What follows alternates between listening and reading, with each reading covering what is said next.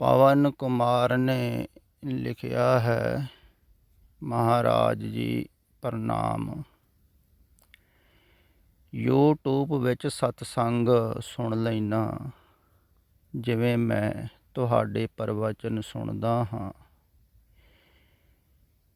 ਇਹ ਕਿਤਾਬੀ ਗਿਆਨ ਹੈ ਜਾਂ ਡਾਇਰੈਕਟ ਸਤਸੰਗ ਦਾ ਲਾਭ ਦੇਵੇਗਾ ਜੀ।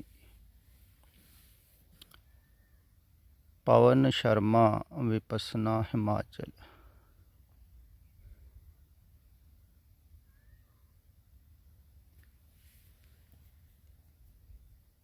ਕਿਤਾਬੀ ਗਿਆਨ ਇਹ ਹੋ ਨਹੀਂ ਸਕਦਾ ਹੈ, ਕਿਉਂਕਿ ਜਿਹਦੇ ਦੁਆਰਾ ਆ ਰਿਹਾ ਹੈ ਨਾ,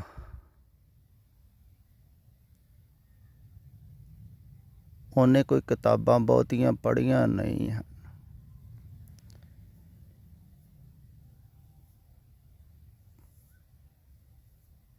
ਪੜ੍ਹਾਈ ਲਿਖਾਈ ਦੇ ਮਾਮਲੇ ਦੇ ਵਿੱਚ ਤਾਂ ਨਾ ਕੁਛ ਸਮਝ ਲਓ। ਇਸੇ ਕਾਰਨ ਹੀ ਅਕਸਰ ਮੈਂ ਕਹਿੰਦਾ ਹੁੰਦਾ ਹਾਂ ਵੀ ਅਧਿਆਤਮ ਦੇ ਮਾਰਗ 'ਤੇ ਚੱਲਣ ਵਾਸਤੇ ਕੋਈ ਬਹੁਤੀ ਪੜ੍ਹਾਈ ਦੀ ਲੋੜ ਨਹੀਂ ਹੈ। ਪੜ੍ਹਿਆ ਅਨਪੜ੍ਹਿਆ ਪਰਮਗਤ ਪਾ।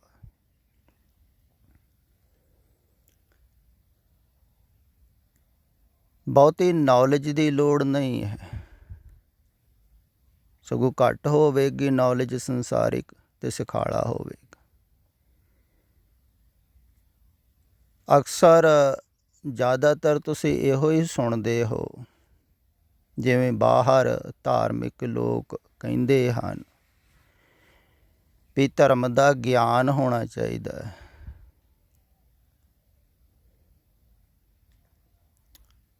ਹਰ ਇੱਕ ਨੂੰ ਹੀ ਤੋ ਧਰਮ ਦਾ ਗਿਆਨ ਦਿੰਦੇ ਹਨ। ਧਰਮ ਦੀ ਨੌਲੇਜ ਕਹਿ ਲਓ। ਤੋ ਕਹਿੰਦੇ ਹਨ ਵੀ ਧਾਰਮਿਕ ਪੁਸਤਕਾਂ ਪੜ੍ਹੋ, ਧਾਰਮਿਕ ਗ੍ਰੰਥ ਪੜ੍ਹੋ ਅਤੇ ਤੁਹਾਨੂੰ ਨੌਲੇਜ ਹੋਵੇਗੀ। ਅਤੇ ਹਰ ਧਰਮ ਦੇ ਅਲੱਗ ਅਲੱਗ ਧਾਰਮਿਕ ਗ੍ਰੰਥ ਹਨ। ਸਿੱਖ ਧਰਮ ਦੇ ਅਲੱਗਾ ਹਨ, ਅਤੇ ਜਿਹੜੇ ਸਿੱਖ ਪ੍ਰਚਾਰਕ ਹਨ ਉਹ ਕਹਿੰਦੇ ਹਨ ਵੀ ਬੱਚਿਆਂ ਨੂੰ ਪੜ੍ਹਾਓ, ਜਾਣਕਾਰੀ ਧਰਮ ਦੀ ਹੋਵੇਗੀ। ਅਤੇ ਜਿੰਨੀ ਜਾਣਕਾਰੀ ਜ਼ਿਆਦਾ ਹੁੰਦੀ ਹੈ ਉਹਨੂੰ ਹੀ ਵੱਡਾ ਧਾਰਮਿਕ ਮੰਨਦੇ ਵੀ ਹਨ। ਇੱਦਾਂ ਹੀ ਹਿੰਦੂ ਧਰਮ, ਜੈਨ ਜਾਂ ਬੌਧ ਧਰਮ ਦੇ ਵਿੱਚ ਵੀ ਐਸਾ ਹੀ ਧਰਮ ਦੀ ਜਾਣਕਾਰੀ, ਨੌਲੇਜ। ਅਤੇ ਜੇ ਨੌਲੇਜ ਹਾਸਿਲ ਕਰਨੀ ਹੈ, ਜਾਣਕਾਰੀ, ਤਾਂ ਗ੍ਰੰਥ ਤਾਂ ਪੜ੍ਹਨੇ ਹੀ ਪੈਣਗੇ, ਕਿਤਾਬਾਂ ਪੜ੍ਹਨੀਆਂ ਹੀ ਪੈਣਗੀਆਂ। ਇਹ ਤਾਂ ਠੀਕ ਵੀ ਹੈ। ਫਿਰ ਪ੍ਰਚਾਰ ਕਰਨਾ ਹੈ ਧਰਮ ਦਾ ਤਾਂ ਜ਼ਿਆਦੀਆਂ ਪੜ੍ਹਨੀਆਂ ਪੈਣਗੀਆਂ, ਉਹਨਾਂ ਨੂੰ ਯਾਦ ਕਰਨਾ ਪਵੇਗਾ। ਅਤੇ ਜਿਹਨੂੰ ਜ਼ਿਆਦਾ ਯਾਦ ਹੋਵੇਗਾ ਓਨਾ ਹੀ ਵੱਡਾ ਪ੍ਰਚਾਰਕ ਬਣ ਜਾਵੇਗਾ। ਦਰਅਸਲ ਜਿਹਦੀ ਸਿਮਰਤੀ ਤੇਜ਼ ਹੁੰਦੀ ਹੈ ਨਾ, ਉਹ ਹੀ ਜ਼ਿਆਦਾ ਵਧੀਆ ਪ੍ਰਚਾਰ ਕਰ ਪਾਉਂਦਾ ਹੈ, ਕਿਉਂਕਿ ਯਾਦ ਰੱਖਦਾ ਹੈ ਨਾ ਕਿਤਾਬਾਂ ਪੜ੍ਹ ਪੜ੍ਹ ਕੇ, ਸੁਣ ਕੇ, ਵਿਚਾਰ ਕੇ, ਤੋਂ ਪ੍ਰਮਾਣ ਉਦਾਹਰਣ ਸਮੇਂ ਸਮੇਂ ਅਨੁਸਾਰ ਦਿੰਦਾ ਹੈ, ਤਾਂ ਉਹਨੂੰ ਲੋਕ ਬਹੁਤ ਸੁਣਦੇ ਹਨ। ਅਤੇ ਜਿੰਨਾ ਕੋਈ ਜ਼ਿਆਦਾ ਪੜ੍ਹਿਆ ਹੈ, ਜਿਵੇਂ ਸੰਸਾਰ ਦੇ ਵਿੱਚ ਪੜ੍ਹਾਈ ਕੰਮ ਆਉਂਦੀ ਹੈ, ਪੜ੍ਹਿਆ ਲਿਖਿਆ ਕੁਛ ਹਾਸਿਲ ਕਰ ਸਕਦਾ, ਇਵੇਂ ਹੀ ਧਾਰਮਿਕ ਜਗਤ ਦੇ ਵਿੱਚ ਵੀ ਪੜ੍ਹਾਈ, ਨੌਲੇਜ, ਸਿੱਖਿਆ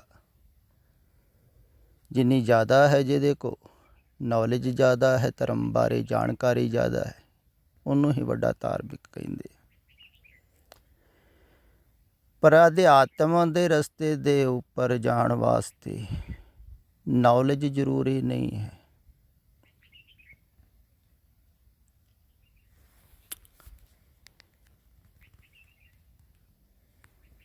ਗਿਆਨ ਜ਼ਰੂਰੀ ਨਹੀਂ ਹੈ।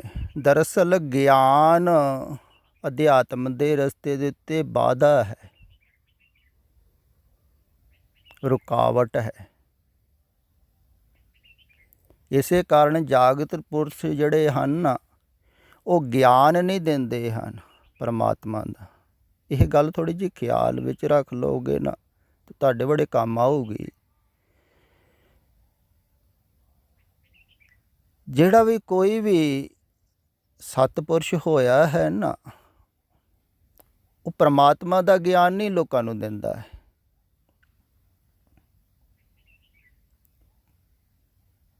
ਪਰਮਾਤਮਾ ਬਾਰੇ ਕਹਿੰਦਾ ਬਹੁਤ ਕੁਛ ਹੈ, ਪਰ ਐਸਾ ਨਹੀਂ ਉਹ ਕਹਿੰਦਾ ਹੈ ਵੀ ਇਹ ਪਰਮਾਤਮਾ ਬਾਰੇ ਮੈਂ ਜੋ ਕਹਿ ਰਿਹਾ ਇਹਨੂੰ ਜਾਣ ਲਓ, ਇਹ ਗਿਆਨ ਹੈ।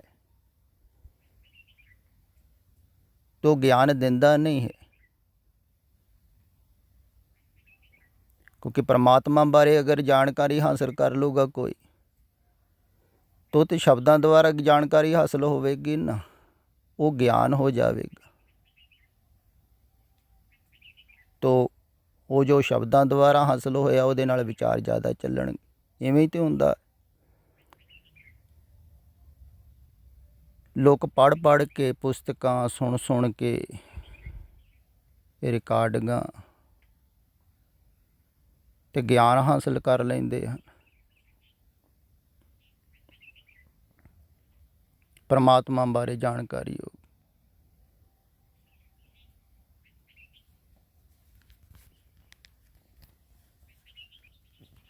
ਪਰਮਾਤਮਾ ਕੋਈ ਜਾਣਕਾਰੀ ਦਾ ਹਿੱਸਾ ਨਹੀਂ ਬਣਦਾ, ਇਸੇ ਕਰਕੇ ਗ੍ਰੰਥਾਂ 'ਚੋਂ ਮਿਲਦਾ ਨਹੀਂ ਹੈ। ਨਾ ਪੜ੍ਹ ਕੇ ਮਿਲਦਾ ਹੈ, ਨਾ ਸੁਣ ਕੇ ਮਿਲਦਾ ਹੈ, ਨਾ ਸਮਝ ਕੇ ਮਿਲਦਾ ਹੈ, ਨਾ ਵਿਚਾਰ ਕੇ ਮਿਲਦਾ ਹੈ। ਖਿਆਲ ਵਿੱਚ ਰੱਖੋ, ਕਿਉਂਕਿ ਪਰਮਾਤਮਾ ਕੋਈ ਗਿਆਨ ਦਾ ਹਿੱਸਾ ਨਹੀਂ ਬਣਦਾ ਹੈ। ਇਸੇ ਕਾਰਨ ਕਿਹਾ ਨਾ ਅਗਾਧ ਬੋਧ। ਤੁਹਾਡੀ ਬੁੱਧੀ ਦੇ ਚਮਚੇ 'ਚ ਥੋੜ੍ਹੀ ਆਵੇਗਾ ਮਹਾਸਾਗਰ, ਬੁੱਧੀ ਛੱਡਣੀ ਪੈਂਦੀ। ਤੇ ਜਿਹੜੇ ਧਾਰਮਿਕ ਲੋਕ ਗਿਆਨ 'ਤੇ ਜ਼ਿਆਦਾ ਜ਼ੋਰ ਲਾਉਂਦੇ ਹਨ ਨਾ, ਤੇ ਜਾਣ ਲੈਣਾ ਚਾਹੀਦਾ ਹੈ ਵੀ ਉਹਨਾਂ ਨੂੰ ਅਧਿਆਤਮ ਦਾ ਪਤਾ ਨਹੀਂ ਹੈ, ਵੀ ਪਰਮਾਤਮਾ ਦਾ ਗਿਆਨ ਹਾਸਲ ਕਰੋ। ਤੇ ਗਿਆਨ ਦੇ ਰਹੇ ਹਨ ਬਹੁਤ ਲੋਕ, ਗਿਆਨ ਹੀ ਦਿੰਦੇ ਹਨ, ਪਰ ਮੈਂ ਇੱਧਰ ਉਲਟਾ ਕੰਮ ਕਰ ਰਿਹਾ ਹਾਂ। ਮੈਂ ਕੋਈ ਗਿਆਨ ਥੋੜ੍ਹੀ ਦੇ ਰਿਹਾ ਹਾਂ ਤੁਹਾਨੂੰ। ਤੁਸੀਂ ਕਹਿੰਦੇ ਕਿਤਾਬੀ ਗਿਆਨ,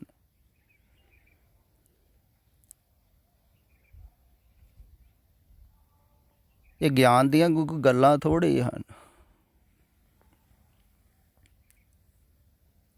ਤੇ ਪਰਮਾਤਮਾ ਦਾ ਗਿਆਨ ਤੇ ਹੁੰਦਾ ਵੀ ਨਹੀਂ ਹੈ ਬੁੱਧੀ ਦੁਆਰਾ। ਨਾ ਹੀ ਬੁੱਧੀ ਦੁਆਰਾ ਨੂੰ ਸਮਝਾਇਆ ਜਾ ਸਕਦਾ ਹੈ, ਨਾ ਹੀ ਸਮਝਿਆ ਜਾ ਸਕਦਾ। ਤੇ ਫਿਰ ਪਰਮਾਤਮਾ ਦਾ ਗਿਆਨ ਥੋੜ੍ਹੀ ਦਿੱਤਾ ਜਾਂਦਾ।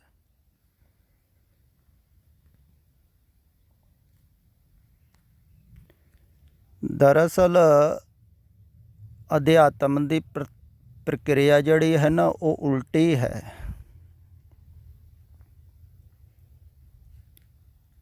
ਇਸ ਕਾਰਨ ਹੀ ਧਾਰਮਿਕ ਲੋਕਾਂ ਨੂੰ ਸਮਝ ਵਿੱਚ ਨਹੀਂ ਆਉਂਦੀ ਹੈ।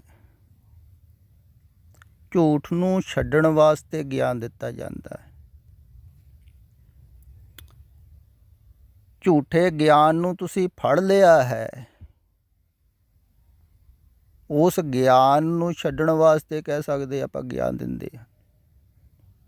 ਕਹਿੰਦੇ ਨਾ ਗਿਆਨ ਕਾ ਬੱਧਾ ਮਨ ਰਹੇ, ਉਹ ਬੰਨਣ ਵਾਸਤੇ ਗਿਆਨ ਨੂੰ ਰੱਸੇ ਦੇ ਨਾਲ ਵੀ ਬੱਧਾ ਰਹੇ ਤੇ ਗੁਰੂ ਬਿਨ ਗਿਆਨ ਨਾ ਹੋਏ। ਤੇ ਮਿਟਾਉਣ ਵਾਸਤੇ ਗਿਆਨ ਦਿੰਦੇ ਹਨ ਉਹ।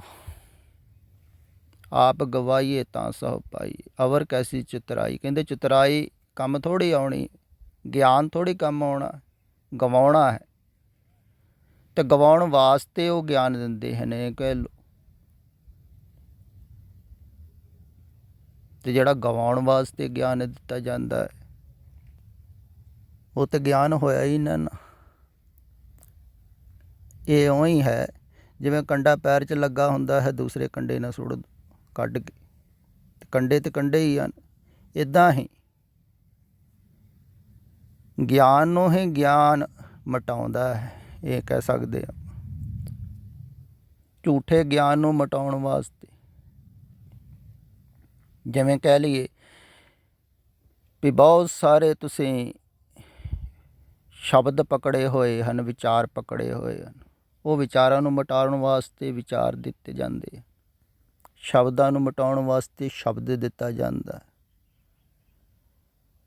ਪਰਮਾਤਮਾ ਨੂੰ ਪਾਉਣ ਵਾਸਤੇ ਥੋੜ੍ਹੀ ਸ਼ਬਦ ਦਿੱਤਾ ਜਾਂਦਾ। ਸ਼ਬਦ ਦੁਬਾਰਾ ਪਰਮਾਤਮਾ ਥੋੜ੍ਹੀ ਮਿਲਦਾ, ਕਿਉਂਕਿ ਪਰਮਾਤਮਾ ਸ਼ਬਦ ਦਾ ਹਿੱਸਾ ਥੋੜ੍ਹੀ ਹੈ, ਉਹ ਸ਼ਬਦ ਅਤੀਤ ਹੈ। ਤਾਂ ਪਰਮਾਤਮਾ ਨੂੰ ਪਾਉਣ ਵਾਸਤੇ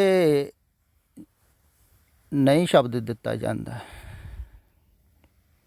ਸ਼ਬਦਾਂ ਨੂੰ ਮਿਟਾਉਣ ਵਾਸਤੇ ਜਾਂ ਥਿਰ ਹੋਣ ਵਾਸਤੇ ਕਹਿ ਲਓ, ਮਨ ਦਾ ਟਿਕਣ ਵਾਸਤੇ।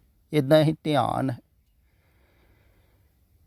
ਧਿਆਨ ਪਰਮਾਤਮਾ ਨੂੰ ਪਾਉਣ ਵਾਸਤੇ ਨਹੀਂ ਹੈ, ਧਿਆਨ ਥਿਰ ਹੋਣ ਵਾਸਤੇ ਹੁੰਦਾ। ਫਿਰ ਥਿਰ ਵੀ ਉਦੋਂ ਹੀ ਹੋਵੇਗਾ ਜਦੋਂ ਬਾਹਰੋਂ ਸੰਸਾਰ ਵੱਲੋਂ ਧਿਆਨ ਹਟੇਗਾ। ਇਸ ਕਰਕੇ ਉਹ ਧਿਆਨ ਨੂੰ ਹਟਾਉਣ ਦਾ ਗਿਆਨ ਦਿੰਦੇ ਆ। ਸੰਸਾਰ ਝੂਠ ਹੈ, ਅਸਤ ਹੈ, ਮਿਥਿਆ ਹੈ।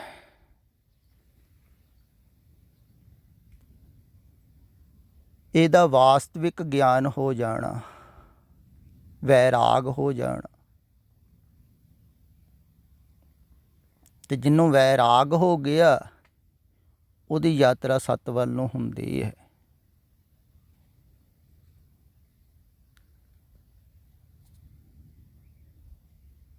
ਤੇ ਇਹ ਜੋ ਬੋਲਿਆ ਜਾ ਰਿਹਾ ਹੈ, ਇਹ ਗਿਆਨ ਦੇਣ ਵਾਸਤੇ ਨਹੀਂ ਹੈ, ਖਿਆਲ ਵਿੱਚ ਰੱਖੋ। ਕਿਉਂਕਿ ਮੈਂ ਗਿਆਨ ਨਹੀਂ ਦੇ ਰਿਹਾ, ਮੈਂ ਕੋਈ ਗਿਆਨੀ ਨਹੀਂ ਹਾਂ, ਮੇਰਾ ਕੋਈ ਲੈਣਾ ਦੇਣਾ ਨਹੀਂ ਹੈ ਗਿਆਨ।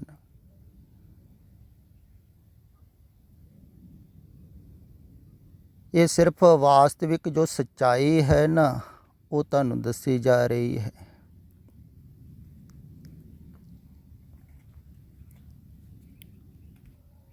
ਸੱਚ ਕੀ ਬਾਣੀ ਨਾਨਕ ਆਖੇ, ਸੱਚ ਸੁਣਾਏ ਸੀ ਸੱਚ ਕੀ ਬੇਲ। ਸੱਚ, ਸੱਚ ਕੀ ਹੈ? ਜਿਵੇਂ ਬਾਬੇ ਨਾਨਕ ਨੇ ਕਿਹਾ ਸੀ ਨਾ, ਮਰਨਾ ਸੱਚ ਤੇ ਜਿਉਣਾ ਝੂਠ। ਤੇ ਉਹੋ ਹੀ ਮੈਂ ਕਹਿ ਰਿਹਾ ਹਾਂ ਵੀ ਤੁਸੀਂ ਜਿਹਦੇ ਵਿੱਚ ਜੀ ਰਹੇ ਹੋ ਨਾ, ਇਹ ਝੂਠ ਹੈ। ਤੇ ਝੂਠ ਦੇ ਵਿੱਚ ਤੁਸੀਂ ਜੀ ਰਹੇ ਹੋ, ਇਸ ਕਰਕੇ ਤੁਹਾਡਾ ਜੀਣਾ ਝੂਠ ਹੋ ਗਿਆ। ਝੂਠ ਨੂੰ ਵਿਚਾਰ ਵਿਚਾਰ ਕੇ ਜੀ ਰਹੇ ਹੋ, ਝੂਠ ਨੂੰ ਸੋਚ ਸੋਚ ਕੇ ਜੀ ਰਹੇ ਹੋ। ਤੇ ਜਿਹਨੂੰ ਸੋਚ ਰਹੇ ਹੋ, ਵਿਚਾਰ ਰਹੇ ਹੋ, ਇਹੋ ਹੀ ਝੂਠ ਹੈ। ਤੇ ਮਿਟ ਤੇ ਰਿਹਾ ਹੀ ਹੈ। ਤੇ ਝੂਠ ਦੇ ਨਾਲ ਜਿਹੜਾ ਲੱਗਾ ਹੋਇਆ ਉਹ ਵੀ ਝੂਠਾ ਹੀ ਹੋ ਗਿਆ ਨਾ, ਤੇ ਉਹਦਾ ਜੀਵਨ ਵੀ ਝੂਠਾ ਹੋ ਗਿਆ। ਇਸ ਜੀਵਨ ਵੱਲੋਂ ਮਰ ਜਾਣਾ ਸੱਚ ਵੱਲ ਹੋ ਜਾਣਾ ਹੈ। ਬਾਬਾ ਨਾਨਕ ਜੀ ਕਹਿ ਰਹੇ ਮਰਨਾ ਸੱਚ, ਭਾਵ ਕਿ ਤੁਸੀਂ ਇਸ ਜੀਵਨ ਵੱਲੋਂ ਮਰ ਗਏ ਝੂਠ ਦੇ ਜੀਵਨ ਵੱਲ, ਸੰਸਾਰ ਦੇ ਜੀਵਨ ਵੱਲ। ਫਿਰ ਸੱਚ ਦੇ ਜੀਵਨ ਦੇ ਵਿੱਚ ਪੈਦਾ ਹੋ ਜਾਵੋਗੇ, ਸਤਵਾਦੀ ਹੋ ਜਾਵੋਗੇ, ਸਤ ਦੇ ਵਿੱਚ ਜੀਵਨ ਹੋ ਜਾਵੇਗਾ। ਫਿਰ ਉਹ ਵਾਸਤਵਿਕ ਹੋਵੇਗਾ। ਇਹ ਜੀਵਨ ਹੈ ਝੂਠ, ਤੇ ਝੂਠ ਦੇ ਰੂਬਰੂ ਹੋ ਜਾਣਾ ਹੈ ਪਹਿਲਾਂ।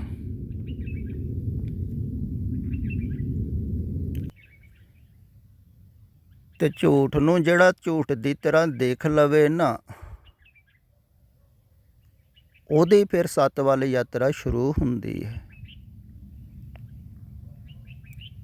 ਤੇ ਪਹਿਲਾਂ ਜਿੰਨੇ ਵੀ ਜਾਣਿਆ ਹੈ, ਭਾਵੇਂ ਉਹ ਗੌਤਮ ਬੁੱਧ ਵੀ ਸਨ, ਉਹਨਾਂ ਨੇ ਵੀ ਇਹੋ ਗੱਲ ਕਹੀ ਸੀ ਨਾ। ਹੁਣ ਇਹ ਵਿਪਸਨਾ ਕਰਨ ਵਾਲੇ ਹਨ, ਤੇ ਵਿਪਸਨਾ ਦੇ ਜ਼ਿਆਦੀ ਗੱਲ ਗੌਤਮ ਬੁੱਧ ਨੇ ਹੀ ਕੀਤੀ ਹੈ। ਤੇ ਉਹ ਪਹਿਲਾਂ ਇਹੋ ਹੀ ਕਹਿੰਦੇ ਸਨ ਵੀ ਇਹ ਸੰਸਾਰ ਜਿਹੜਾ ਹੈ ਇਹ ਦੁੱਖ ਰੂਪ ਹੈ, ਇਹਨੂੰ ਜਾਣੋ। ਇਹੋ ਹੀ ਪ੍ਰਚਾਰ ਕਰਦੇ ਹਨ ਨਾ, ਨਗਰ ਨਗਰ ਕਹਿੰਦੇ 40 ਸਾਲ ਉਹਨਾਂ ਨੇ ਪ੍ਰਚਾਰ ਕੀਤਾ। ਇਹੋ ਹੀ ਕਹਿੰਦੇ ਸਨ ਹਰ ਇੱਕ ਨੂੰ ਵੀ ਇਹ ਦੁੱਖ ਰੂਪ ਹੈ।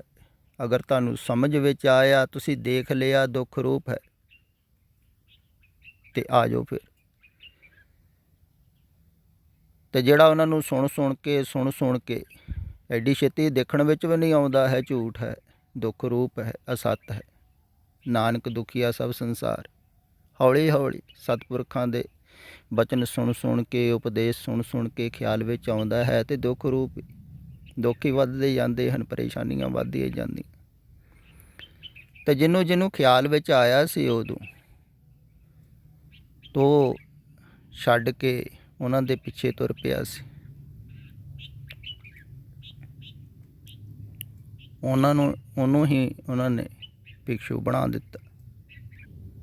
ਤੇ ਪਹਿਲਾਂ ਉਹ